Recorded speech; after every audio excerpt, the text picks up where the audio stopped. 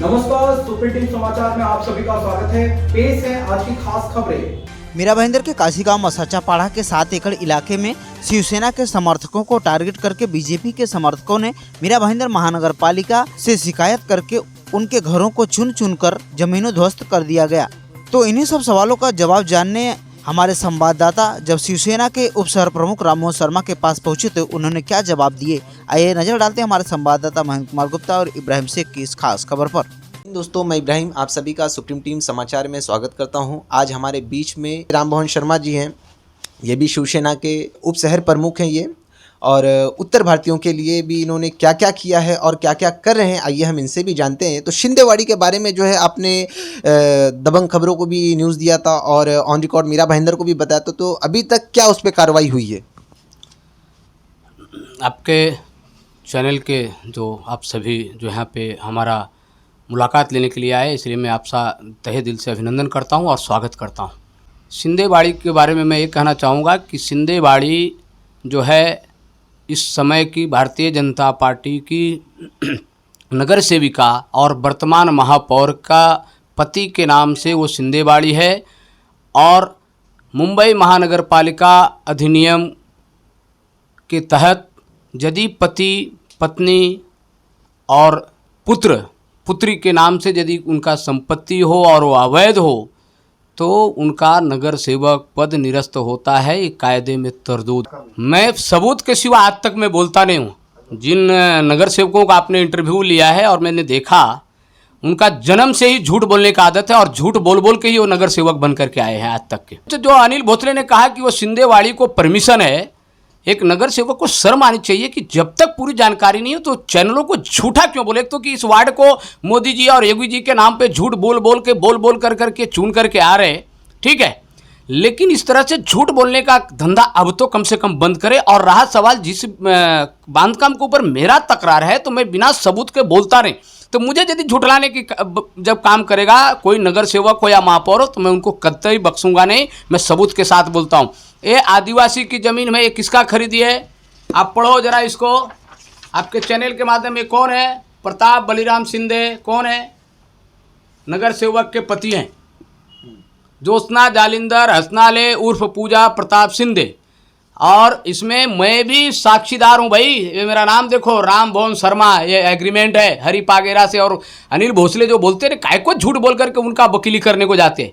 वकीली बंद कर दे हुए अभी वो, क्योंकि इसमें सेल एग्रीमेंट है, खरीदी खत है। ये आप पढ़ो इसको, ये क्या लिखा है यहाँ पे? खरीदी खत है, ये लीज पे नहीं है, खरीदी खत है। दूसरी बात है, ये बनाए कब है? 2019 में। इसका 6/12/2019 को टैक्स लगा है। आप इसको देखो जरा गौर से। मैं सबूत के साथ में आरोप लगाता हूँ। 6/12/2019 को टैक्स लगा है। नगर सेवक बनने के बाद ये 2017 से जो 22 के जो 5 साल की कालावधि है, उसमें 6/12/2019 को बना है। दूसरी बात वो बोलते हैं ना, आदिवासी के नाम पे परमिशन लिया। अरे कितना झूठ बोलोगे? झूठ का हद होता है। अब तो बंद करो झूठ बोलना। ये देखो, नगर रत्ना ने लिख के दिया है मुझे 15/11 को कि इस जमीन पे किसी भी प्रकार का बांध काम नहीं है, और है तो महापौर, उनका पतिदेव और उनके जो वकील है ना अनिल भोसले, वो साबित करके बतावे कि इस जगह पे कंपाउंड वॉल का और ऑफिस का या जो भी बांधकाम का परमिशन है कर करके। तो बिना सबूत के बेबुनियाद आधार पे चैनल को गुमराह करके, चैनल के माध्यम से जनता को गुमराह करने का काम न करें। मैं नाम लेना भी नहीं चाहता, लेकिन आपने बार बार कहा मुझसे कि उन्होंने कहा कि उनसे जा कर के पूछो, और जो है सो कि जिन्होंने तकरार किया उनसे पूछो। ठीक है, मैं किसी का PA नहीं था, उनको जानकारी, मैं उनसे ज़्यादा राजनीति मुझे आती है और ज़्यादा समाज सेवा मुझे आता है। ठीक है, राष्ट्रवादी कांग्रेस में थे, पहले BJP में मैं भी था, भोसले भी थे, सभी लोग थे। जब उनको भारतीय जनता पार्टी से निकाला गया था तो सिंगल ओनली वन मैं एक व्यक्ति था जो कि ज्योत्सना हसनाले को साथ दिया, और आज तक 2012 तक साथ दिया। बाद में वही भारतीय जनता पार्टी जिन्होंने ज़बरदस्ती उनको निकाला था, उसी भारतीय जनता पार्टी में गई और चुन करके आई। उनको धन्यवाद। महापौर बनी भी तो धन्यवाद। लेकिन मेरा ये सवाल है मनपा के प्रशासन से कि जिन आरक्षण के ज़मीन पे 350 लोगों का घर से बेघर हुआ, इसका जवाबदार कौन? मेरा एक आंदोलन का पत्र था। हमने तो लोगों को जागरूक किया था कि भाई ये ज़मीन गार्डन की ज़मीन है, गार्डन पे आरक्षण है, ठीक है, वो विनय शाह का है या किन्हीं का है वो मुझे बाजू में रख दो, लेकिन आरक्षण है ये तो नगर सेवक को पता था। 2012 से रह करके अनिल भोसले नगर सेवक, 7 से मीरा देवी यादव, ज्योत्सना हसनाले 1997 से वो आरक्षण है। और आरक्षण में बगीचे में आरक्षण है, खेल के मैदान में आरक्षण है। यदि वो यहाँ की जनता को शुरू से 1-2 घर जब बन रहे थे तभी से यदि जनता को जा करके सूचित करते, हिदायत करते, उनसे रिक्वेस्ट करते तो भोली भाली जनता वहाँ पे बैनर लगाते तो भोली भाली जनता। कहीं ना कहीं ये जो कह रहे हैं ये बिल्कुल सही बात है। और मैं एक चीज़ आपको और बता दूं कि जो गार्डन की आरक्षित ज़मीन है नगर पालिका के तहत में, तो मैं सर आपको बता दूं कि इसी साई कृपा कॉम्प्लेक्स में एक गार्डन है। उस गार्डन की भी वीडियो मैं भी आपको दिखा दूंगा कि अभी आप स्क्रीन पे देखेंगे तो झूले टूटे हुए हैं, हर एक चीज़ ख़राब है। तो जब ये गार्डन की मरम्मत सही नहीं है तो और गार्डन की हमें ज़रूरत क्या है? इसमें तो कोई जाता ही नहीं है। नहीं, इस बात से मैं आपसे सहमत नहीं हूँ कि एक गार्डन है तो उस गार्डन से नहीं। ये गार्डन भी बहुत विरोध के, जब राष्ट्रवादी में हम लोग थे, ज्योत्सना हसनाले नगर सेविका थी, उस टाइम पे भी ये अनिल भोसले लोग विरोध करते तो उस वक्त भी राष्ट्रवादी के टाइम पे भी हमने ज़बरदस्ती वो गार्डन बना के लिया और उसकी देख रेख मरम्मत करने का काम वहाँ का लोक प्रतिनिधि का है, नगर सेवक का है।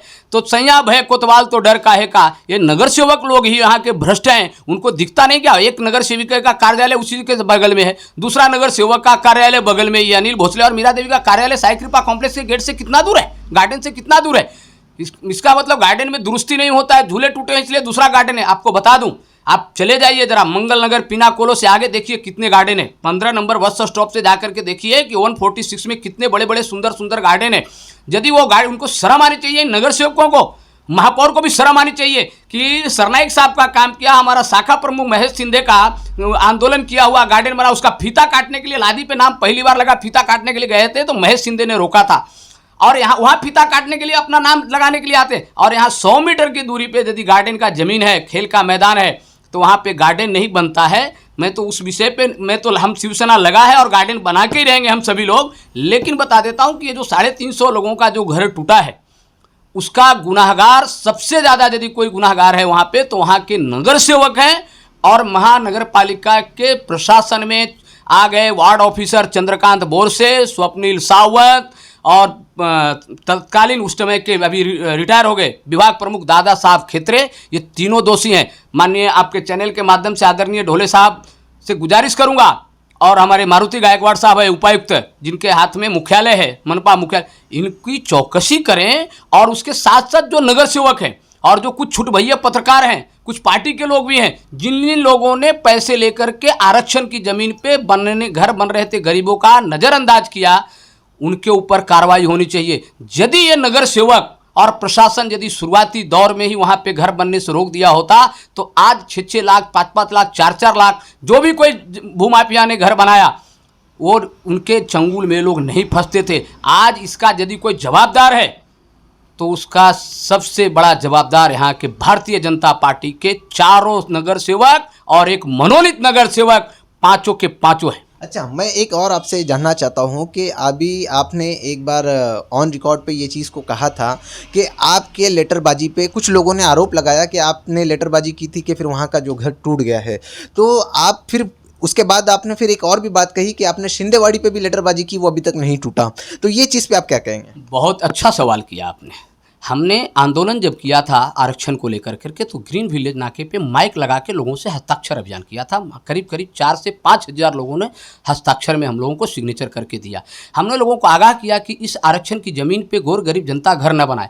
वहाँ पे बेकरी से लेकर करके 8-10 गाले और कुछ घर, 20-25 घर पुराने घर थे, वो टूटे हैं। मेरा कोशिश है कि उन लोगों को कायदे के तहत उनको पुनर्वसन होनी चाहिए। लेकिन पूरी जो लॉकडाउन के तहत कोरोना के समय जो घर बनाए गए तो नगर सेवक वहाँ पे क्यों चुप बैठे थे? क्या कहावत है इसके अंदर, एक हिंदी में कहावत है कि बिल्ली दूध पी रही थी और मालिक देख रहे थे। तो इसका कारण है कि इनको सभी को पैसे तो मैंने दिया नहीं है, लेकिन बिना ये आर्थिक लेन देन, मेरा आरोप है कि बिना आर्थिक लेन, मेरे पास सबूत नहीं है, जनता हमारे पास नहीं बता पाती है कि पैसा मैंने इनको दिया और कहीं तकरार नहीं करती है। लेकिन एक मेरा अनुमान है कि बिना बड़ी मनपा के प्रशासन, वार्ड ऑफिसर, अधिकारी और लोक प्रतिनिधि इसमें बड़े लेवल के अधिकारी नहीं है, कमिश्नर, डिप्टी कमिश्नर और ये लोग नहीं है। ये सिर्फ और सिर्फ वार्ड ऑफिसर, कनिष्ठ अभियंता और यहाँ के नगर सेवक, इनकी मिली भगत से ही इतनी बड़ी आरक्षण हुई और उस पर बांधकाम हुई। रहा सवाल कि एक लेटर पे आरोप लगाया, यही महापौर ने लेटर बांटा 6 जनवरी का कि इस पर पूरा 350 घर टूट गए। तो मैं महापौर से कहता हूं और वही वार्ड ऑफिसर से कहता हूं कि मैंने सिंधेवाड़ी का 4-4, 5-5 लेटर दिया, 3 महीने हो गए मेरे तकरार के ऊपर। तो महापौर का एक सिंधेवाड़ी कंपाउंड वॉल और 2 रूम क्यों नहीं टूट रहा, पतरे का सेट क्यों नहीं टूट रहा है? इसका अर्थ है कि वो कार्रवाई भी महापौर ने आर्थिक लेन देन बड़ी रकम लेने के लिए ये कार्रवाई महापौर ने ही करवाई है, क्योंकि वो नहीं करवाई होती तो सिंधेवाड़ी के ऊपर कार्रवाई क्यों नहीं हो रही है? या तो महापौर का दबाव है, इसके वजह से सिंधेवाड़ी पे कार्रवाई नहीं हो। लेकिन मैं बता देना चाहता हूं कि स्वप्निल सावंत को चेतावनी देना चाहता हूं कि स्वप्निल जी, आपको ही सिंधेवाड़ी पे कार्रवाई करने के लिए मजबूर होना पड़ेगा। आप नहीं करोगे, आपके खिलाफ हाईकोर्ट जाऊंगा और जा करके ऑर्डर लेके आऊंगा। ये चलिए, इन्होंने जो बहुत ही जज्बात में एक बात कही है, इस चीज़ में मैं आपको और एक चीज़ बता दूं कि जो स्वप्निल सावंत है और उनको लाख रुपया कुछ लेन देन के आरोप में पकड़ा भी गया था और मेरे ख्याल से ये जेल जा भी चुके हैं। और पर उसके बाद में अब एक चीज़ और ध्यान दीजिए कि यहाँ के जो कमिश्नर दिलीप ढोले साहब है, इन्होंने इनकी प्रमोशन कर दी है, तो ये कहाँ तक सही है? एकदम सही बात कहा है।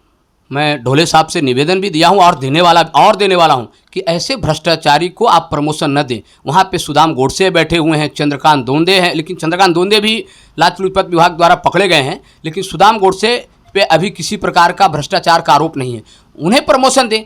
ये जो है सत्ताधारी और विशेष करके महापौर के ये चेले चपेटे हैं स्वप्निल सावंत। महापौर के आशीर्वाद से स्वप्निल सावंत बहुत अच्छी वसूली कर रहे हैं। दुरुस्ती का परमिशन देने का उनको अधिकार दिया गया, उसके तहत करोड़ों रुपया वसूले हैं। उसके बाद अनाधिकृत बांधकामों के तहत जो बांधकाम नहीं में पैसा नहीं मिलता है उसके ऊपर कार्रवाई करते हैं। इस प्रकार का ये भारतीय जनता पार्टी के सत्ताधारी महापौर के जो है ये अनुशासक हैं और उनके अनुशासन में और उनके आदेश पर ही ये पूरे कार्रवाई होती है। जहाँ से माल पहुँचता है वहाँ पे कार्रवाई नहीं होता है, जहाँ पे माल नहीं पहुँचता है वहाँ पे कार्रवाई होता है। यदि स्वप्निल सावंत इतना निष्पक्ष हैं तो बहुत से लोगों ने तकरार दिया है। मैं ज़्यादा दूर की मैं बात नहीं, जब मैंने किसी का तकरार दिया नहीं और देता भी नहीं है। सिंधेवाड़ी का 9वें महीने से मैंने तकरार दिया, सितंबर महीने से आज तक कार्रवाई क्यों नहीं हो रही है? मैं आदरणीय ढोले साहब से गुजारिश करता हूँ कि आप सिंधेवाड़ी पे कार्रवाई करिए और नगर सेवक पद निरस्त करिए महापौर का। नहीं करेंगे तो 2 जनवरी को धारा 144 खत्म होने जा रही है। फिर छत्रपति शिवाजी महाराज, शिवसेना जो है छत्रपति शिवाजी महाराज आराध्य दैवत हैं, उनके आशीर्वाद से, उनके मार्गदर्शन में, उनके पुण्य कर्मों से शिवसेना आगे बढ़ी है और शिवसेना पार्टी के तहत हम काम कर रहे हैं। वही छत्रपति शिवाजी पुतले के पास हम धरना पे बैठेंगे और आदरणीय स्वप्निल सावंत साहब, कब तक बचाओगे महापौर को और कब तक आप बचते रहोगे? आपके खिलाफ तो कार्रवाई होके ही रहेगी। चलिए, इन्होंने कहा है कि आदरणीय महापौर को जो है उनके पद से हटाया जाए और ये सारे जो पेपर्स को लेकर के इन्होंने रखा है, तो देखते हैं कि इसकी जानकारी जो है कैसे जो अभी नगर पालिका इस पर क्या एक्शन लेती है, क्या संज्ञान करती है और इनकी जो तकरार है वो कहाँ तक जाती है। अभी जैसे कि हाल ही में जो तोड़ा गया, तो उस तोड़क कार्रवाई में इनका लेटर भी देखिए, लेटर आप दिखाएंगे ज़रा मुझे। ये इनका जो लेटर आप देख रहे हैं, इन्होंने 9/9/2021 यानी अभी चल रहा है, 3 महीना हो चुका है लगभग। अभी तीसरा महीना अभी जल्दी हमें अलविदा बोल के, चौथा महीना चल रहा है, ये जल्दी हमें अलविदा बोल देगा ये महीना भी, और नया साल नई बहाल आएगी। तो मैं एक चीज़ जानना चाहता हूँ कि जब इन्होंने ये तोड़क कार्रवाई जो तोड़ने के लिए बांधकाम जो गैरकानूनी सिंधेवाड़ी है उसके खिलाफ पत्र दिया, तब कुछ नहीं हुआ। पर एक आम लोगों ने, कुछ नगर सेवकों के लोगों ने या जो भी लोगों ने पत्र दिया तो फौरन वहां पे टूट गया। तो ऐसा आपके पत्र में और उनके पत्र में क्या फ़र्क है कि उनका पत्र काम कर गया, आपका फेल हो गया? सर, महापौर हैं वो, मेरा पत्र है और महापौर हैं, अधिकारी उनके डर से कार्रवाई करने नहीं गए हैं, ऐसा मेरा आरोप है और उसी के दबाव में कार्रवाई सिंधेवाड़ी पे नहीं कर रहे हैं। लेकिन वो बेचारा घोर गरीब जनता जिन्होंने पूरी कमाई अपनी एक आशियाना बसाने में लगी। लेकिन मैं जनता से आपके चैनल के माध्यम से आग्रह करूँगा कि ये जितेंद्र धर्मेंद्र फिल्म का जो जोड़ी है, मुझे बताओ कि वही धर्मेंद्र जाके वसूली करके धमकी दे के तुड़वा देता है और उसी के जो पालने वाले लोग हैं हमारे अनिल भोसले जी, उनके साथ में बड़े बड़े कटआउट में उनका फोटो देखेंगे, जा करके सहानुभूति लेते हैं, ऐसा मत करो वैसा मत करो, गरीब वहाँ न बनाए, जूने लोग हैं, पुराने लोग हैं। पैसा मिल जाता है तो पुराने हो गए, पैसा जिन्होंने नहीं दिया वो नए हो गए। इस प्रकार की नहीं। अवैध है तो सारे के सारे अवैध हैं। यदि आदिवासी ज़मीन पे है तो सारे आदिवासी ज़मीन पे है। प्रशासन से मैं गुजारिश करूंगा कि गोर गरीब का घर तोड़ने को मत जाइए, नहीं तो आपका भी घर कहीं ना कहीं टूटेगा, ये ध्यान में रखें। क्यों? अच्छा ठीक है, ये जो कह रहे हैं मैं इस पर थोड़ा सा रोक करके मैं ये कहूँगा कि जो वहाँ पे लोगों को बसाया गया, जो भी हुआ वो बस गए, क्योंकि वो जो है अलादीन के चिराग से घसने से रातों रात वहाँ पे पैदा नहीं हुए। वो कई सालों से चल रहे हैं, कई सालों से बस रहे हैं, धीरे धीरे धीरे धीरे जा करके। और प्रताप सरनायक जो आमदार है, उन्होंने उस जगह को जो है अपने हाथ में लेने की बात कही थी, तो अभी तक कुछ ऐसा हुआ नहीं, दिखाई नहीं दे रहा है। ऐसा है, वो हाथ में लेने का मतलब वो ज़मीन नहीं ले सकते हैं। क्यों? लेकिन हाँ, ये है कि उनको संरक्षण। आपको बता दूं कि प्रताप सरनायक साहब के मार्गदर्शन में हम लोग काम कर रहे थे। वहाँ पे 21 लाख रुपए का हमने सीसी रास्ता बनाने का टेंडर पास करवाए दलित बस्ती के तहत में। लेकिन नतीजा क्या हुआ कि वहाँ पे न बन करके थोड़ा सा जो है नित्यानंद आश्रम है वहाँ पे बना, और बाकी आप जाके देखो महापौर के जो सिंधेवाड़ी है ना, उसके आजू बाजू के सारे रास्ते बन गए और 4 एकड़ 7 एकड़ अधूरा रह गया। फिर भी वहाँ की जनता बार बार मोदी जी और योगी जी के नाम पे इनको चुन करके दे रही है। मैं उनसे आग्रह करता हूं कि आदरणीय मोदी जी और योगी जी यहाँ पे काम नहीं करने आ रहे। यहाँ के जो भ्रष्टाचारी जो नगर सेवक हैं, जिन्होंने अपने चमचे पाल के रखे हैं वसूली करने के लिए, इन वसूलीबाजों से ज़रा दूर रहें और इनको सबक सिखाएं, और उनके लिए तकरार करने के लिए आ गया है पुलिस स्टेशन में। मेरा आपसे आखिरी सवाल है कि उन लोगों को बेघर कर दिया गया है, जयनगर भी इसी तरह लोग बेघर हुए, खैर तो पर इस पे अब जो है जो बेघर हुए उनका सपोर्ट आप किस तरीके से करेंगे? देखिए, जयनगर का सवाल अलग है। जयनगर और वो दोनों में बहुत फर्क है। जयनगर आरक्षण, बगीचे के आरक्षण की जमीन पे थी, और वो आरक्षण में से 63 गुंठा पे मीरा भाईंदर महानगर पालिका का नाम था 3 साल पहले, और वो 3 साल ये कोरोना के, बार बार मैं कहता हूं कि कोरोना के कार्यकाल में बना। और वो भी जो भूमाफिया बना रहे थे, उसका भी किसी जमीन मालक ने 1957 में खरीदा है। वो ऐसा बोगस डॉक्यूमेंट बनाया था, उसके आधार पे सब खेल हो रहा था। उनकी भी खेल खत्म हो गई। उनका भी माननीय मुंबई उच्च न्यायालय ने ये बुधवार को, पिछले गए बुधवार को 8 दिसंबर को जमानत खारिज कर दिया है, अटक पूर्व जामीन खारिज कर दिया। तो ये बोगस पेपर पे हो रहा था, और उसका अलग है। वहाँ पे भले आदिवासी जमीन है, लेकिन यहाँ के कुछ जमीन भूमाफियाओं ने और जो छोटे मोटे अपने आप को बिल्डर मानते हैं, वो बिल्डर लोगों ने जमीन खरीद करके पतरे का रूम बना करके बेचे। और पतरे के रूम बनाते टाइम पे इन सभी लोक प्रतिनिधि को पैसे दिए हैं, मेरा आरोप है, लेकिन सबूत मेरे पास नहीं, इसलिए मैं कुछ नहीं बोल सकता हूँ, मैं आरोप ही लगा सकता हूँ। लेकिन अब बेचारे वो पक्के बना रहे हैं, तो अब इनके पेट में दर्द है कि कच्चे में दिया, पक्के में दो। तो कच्चे में जब ही बन रहा था तो माफिया पैसा दे रहे थे, इसलिए इसके ऊपर कार्रवाई नहीं हुई। अब जब वो लोग रहने को आ गए, पक्के बना रहे, तो इनसे डबल पैसे ले रहे हैं। तो एक व्यक्ति डबल पैसा देगा क्या? ये सब पैसे की लेन देन है, अवैध से और वैध से इनको कोई लेना देने। इनका कहावत है, कोई भी मरे हमको रुपया चाहिए, बाकी किसी की साथ। मैंने इस बात पे ठीक है आपने जो जवाब दिया, पर मेरा ये सवाल है कि सर अभी आप उनके साथ में किस तरह से जो उनका आप कदम से कदम क्या मिला करके उनको इंसाफ दिलाने तक या बसाने तक अब आपका क्या राय है? देखिए, यदि नागरिक, मैं उसी व्यक्ति को मदद करता हूं जो निर्भीक और निडर होता है। वहां के नागरिक भय के वातावरण में जी रहे हैं। मैं बोलता हूं, जो आके उनसे पैसा मांगा था कि पैसा दो नहीं तो आपका टूट जाएगा, उसके खिलाफ लिखित स्टेटमेंट लेटर बनाए, चले काशीमीरा पुलिस स्टेशन में, उनको ऊपर गुना दाखिल करवाता हूं। उसके बाद पूरा मदद करूंगा, देखता हूं कि कौन वार्ड ऑफिसर स्वप्निल सावंत आके तोड़ता है और कौन नगर सेवक क्लब आता है। लेकिन जब वही डरेंगे तो हम क्यों जाएंगे मदद करने के लिए उनको? इस कार्रवाई के लिए मुझे वहां से फोन आया था, मैं मुंबई हाईकोर्ट गया था किसी हमारे दोस्त के काम से, मैं आ रहा था, ट्रेन में था, मुझे फोन आया कि भाई वहां पे कार्रवाई हो। तो मैंने उनसे कहा कि बनाते वक्त हमें जानकारी दिया था क्या? जो मैं बोलता हूं वही नहीं। तो मैं बोला, जब बनाते वक्त हमको जानकारी नहीं दिया तो आज हमको अचानक तोड़ने को, तो मैं किसको फोन करूंगा और किसको नहीं बात करूं करके। मैंने स्पष्ट बोलने वाला आदमी हूं, मुझे किसी से 4 आना न लिया हूं न लेने का मेरा धंधा है। चलिए, ये थे राम मोहन शर्मा जी, और इन्होंने अपनी राय, अपने ओपिनियंस रखी है। तो देखते हैं कि आगे का जो इनका जो आगे की इनकी जो फील्डिंग है या आगे का जो इनका कार्यक्रम है, किस तरह से ये लोगों के साथ में व्यवहार करेंगे, किस तरह से जाकर के लोगों की मदद करेंगे। अभी मैं इतनी ही बातों पे यहाँ पे समाप्ति करता हूँ कि मैं दोस्तों ये बता दूँ आपको कि ये जो इन्होंने अपनी बातें सामने रखी है, प्रूफ के साथ में सामने रखी है। अब देखते हैं कि जो सरकार इस वक्त सत्ताधारी है वो क्या एक्शन लेते हैं, हमारे कमिश्नर साहब है वो क्या एक्शन लेते हैं, इस चीज़ पर कार्रवाई होगी कि नहीं होगी, या इसी तरह दिन पे दिन जो है ढलते चले जाएंगे, दिन महीने और महीने साल में तब्दील हो जाएंगे। अब इसके लिए जो है ये क्या मेहनत कर रहे हैं, वहाँ के जो सचापाड़ा के लोगों को, चंद लोगों को जो है नुकसान पहुंचाया गया, बेघर कर दिया गया। उन्होंने बहुत बढ़िया ताजमहल नहीं बनाया था, बल्कि कुछ चंद लाख, 1000, 50,000 जो भी उन्होंने लगाए होंगे, उसके गरीब के लिए 5,000 रुपया भी बहुत मायने रखता है और अमीरों के लिए 50 लाख भी कोई मायने नहीं रखता है।